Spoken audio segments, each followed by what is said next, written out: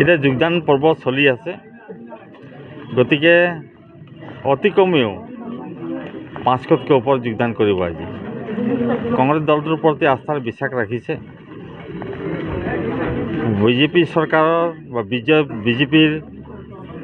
বিজেপিৰ মুখ্যমন্ত্ৰীগৰাকী হিমন্ত বিশ্ব শৰ্মা ভ্ৰষ্টাচাৰ আৰু দুৰ্নীতি আৰু তেওঁ সকলো ফাঁকি, ভাৰতবৰ্ষৰ আটাইতকৈ ফাঁকি মানুহজন হ'ল নৰেন্দ্ৰ মোদী, অসমৰ আটাইতকৈ ফাঁকি মানুহজন হ'ল হিমন্ত বিশ্ব শৰ্মা। অসমৰ ৰাইজে বুজি পাইছে, অসমৰ চাহ শ্ৰমিক ৰাইজে বুজি পাইছে কিমান দিন আৰু ঠকিব। সঁচাতে দিন ওলাব।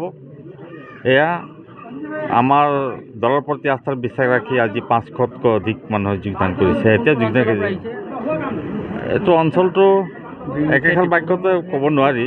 গোটেই অঞ্চলৰ মানুহে যোগদান পৰ্ব কাজিছে, কুমচাৰৰ পৰা কৰিছে, দুমুখীয়াৰ পৰা কৰিছে, ডিব্ৰুগড় কৰিছে, এনেধৰণে বহুত জেগাৰ পৰা আহিছে আৰু যোগদান কাৰ্যসূচী পৰ্ব চলি থাকিব। আজি এইখিনিকে সমাপ্ত হ'ব। অহা 2-4 দিনৰ ভিতৰত আৰু যোগদান কাৰ্যসূচী হ'ব। গতিকে যিসকল লোকে যোগদান কৰে তেওঁলোকে মই আদৰণি জনাইছোঁ আৰু কংগ্ৰেছ দলত আহি তেওঁলোকে যোগদান কৰাৰ পিছত কংগ্ৰেছ দলটো অধিক শক্তিশালী হৈছে।